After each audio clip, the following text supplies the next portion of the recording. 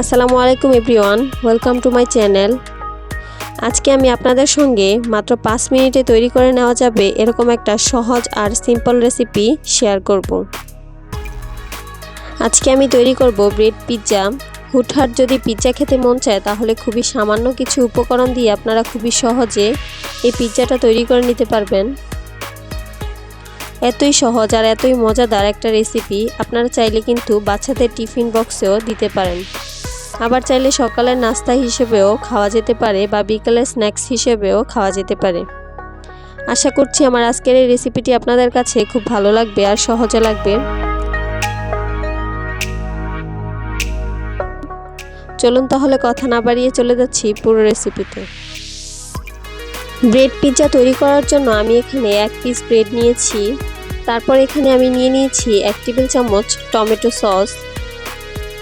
আপনাদের হাতের কাছে যদি পিৎজা সসটা থাকে অথবা ঘরে যদি তৈরি করা থাকে তাহলে আপনারা সেই পিৎজা সসটাই ব্যবহার করে নেবেন।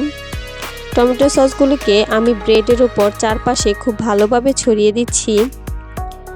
এরপর এখানে আমি দিয়ে দিচ্ছি মজারেলা চিজ। এই চিজগুলোকে আমি ব্রেডের চারপাশে দিয়ে দিচ্ছি। চিজটা কম না বেশি যেভাবে খেতে পছন্দ করেন সেই অনুপাতে দিয়ে দিবেন। আমি একটু বেশি পরিমাণে দিয়ে দিচ্ছি, আপনারা আরও কমও দিতে পারেন। এখানে আমি কিছু লাল ক্যাপসিকাম দিয়ে দিচ্ছি আর ক্যাপসিকামগুলোকে ছোট আর স্কোয়ার করে কেটে নিয়েছি। এখানে আমি কিছু সবুজ ক্যাপসিকাম দিয়ে দিচ্ছি আর ক্যাপসিকামগুলোকে ছোট আর স্কোয়ার করে কেটে নিয়েছি। আপনারা চাইলে কিন্তু সব কালারের ক্যাপসিকাম একটু একটু করে দিতে পারেন, দেখতে খুব ভালো লাগবে। এবার দিয়ে দিচ্ছি কয়েক টুকরো পেঁয়াজ আর পেঁয়াজগুলোকেও আমি ছোট আর স্কোয়ার করে কেটে নিয়েছি। আপনারা চাইলে কিন্তু এখানে আরও কিছু টপিং অ্যাড করতে পারেন, যেমন ব্ল্যাক অলিভ। এগুলো আমার হাতের কাছে ছিল না তাই আমি দিতে পারিনি। আর আমি আগেই বলেছিলাম একদমই সহজ আর সিম্পলভাবে আজকে এই পিৎজাটা তৈরি করব। এবার এই পিৎজার মধ্যে দিয়ে দিচ্ছি অরিগানো। এই অরিগানোটা আপনারা যে কোনো সুপার শপগুলোতে পেয়ে যাবেন। এরপর এখানে নিয়ে নিচ্ছি চিলি ফ্লেক্স। চিলি ফ্লেক্সটাকেও চারপাশে ভালোভাবে ছড়িয়ে নিচ্ছি। ব্যাস আমি এখানে এইটুকুই দিব, আর কিছুই দিব না। তবে আপনারা চাইলে এই পিৎজা টপিংগুলোর উপরে আরও কিছুটা মজারেলা চিজ ছড়িয়ে দিতে পারেন। আমি আজকে এই ব্রেড পিৎজাগুলি চুলায় তৈরি করব, তবে আপনারা চাইলে ওভেনেও তৈরি করতে পারেন। চুলায় আমি একটা আগে থেকেই প্যান বসিয়ে গরম করে রেখেছিলাম। এবারে ব্রেড পিৎজাগুলো প্যানের মধ্যে দিয়ে দিচ্ছি।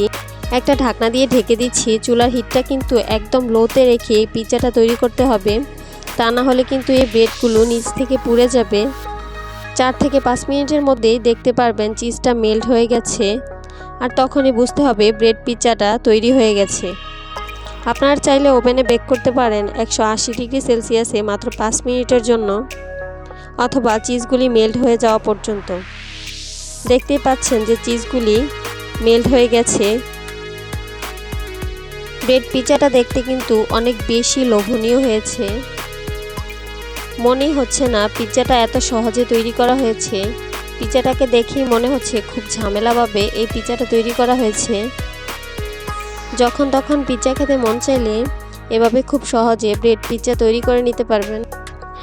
যেহেতু এই পিৎজাটা ব্রেড দিয়ে তৈরি তাই এটা অনেক বেশি সফট হয়ে থাকে, মুখে দিলেই কিন্তু একদমই মিশে যাবে। আমার কাছে এই ব্রেড পিৎজাটা দারুণ লেগেছে। আপনারা অবশ্যই বাসায় ট্রাই করবেন।